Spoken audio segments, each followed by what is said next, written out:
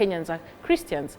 So, and if you look at it very well, during the political season, you are almost approaching to it, politicians will go and camp in church because they know there is a lot of influence from the church.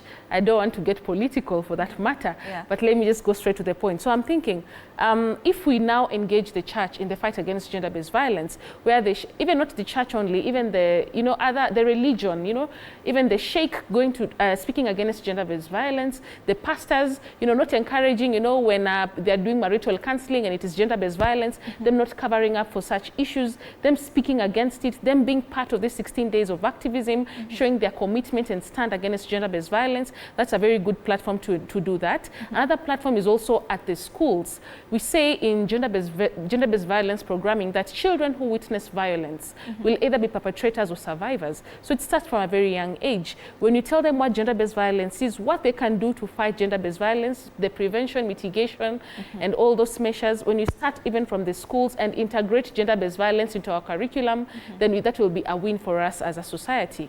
Another platform would also be having conversations at the community level. And one of the advantages we have as Kenya Red Cross, we are always there. Our presence is in all the 47 counties, and our projects and the programs are community-based. We want communities to come up with their own solutions, to do a retrospect of what are some of the ailing issues or the detrimental cultural norms that are ailing them as a community, and them coming up with those solutions. So engaging them at the community level, letting them take lead in the fight against gender-based violence, that is a win for us. Because once Kenya Red Cross exits that community or any other project exits, it's something we have left in them. It's something that they're still practicing and something that they're still doing. Yeah. All right. Now, that also brings me to the point of Nairobi being on higher awareness and higher access to GBV support services. And that, of course, is according to the KDHS. Yes. Now, are you spread across these? You mentioned Kenya Red Cross is spread across the 47 counties, but this program, the Young Men Resilience, is it only in Nairobi, in the informal settlements? Now that they are more aware of gender-based violence cases, are you also in Nyanza? Tuseme kwetu sahi ukienda pale seme, will I find such a program there?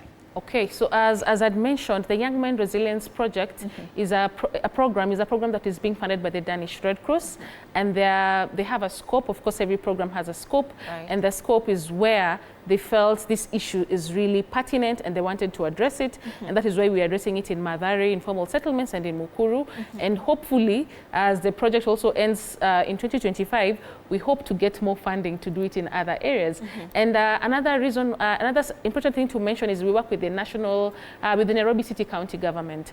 So one of the ways of sustainability is us working with the county governments and the national governments, just letting them in what we are doing, so that when this project exists in 2025, they're still able to support these young men in their ventures and in the initiatives in ending gender-based violence. So one of the things we're also keen on, we are actually onboarded in the plus for Kenya. We have the men's sector, men inclusion, the technical working group for men. So in the GBV technical working group, there are very many other subsectors, but the new one is the male engagement, which is a plus, and these young men are also part of that platform. So we're also hoping the national government, being part of it now, is able to take, or rather pick up the lessons learned from us, from this project that we're implementing, and try and streamline it to all these other places in Kenya, the way you're talking about Seme, Coast, Wapi, everywhere. So it's a matter of them taking up the lessons learned. How did you do this? And we are more than willing to send these young men in all those areas to capacity build and mentor other champions who will speak up and address issues such as gender-based violence. Yes.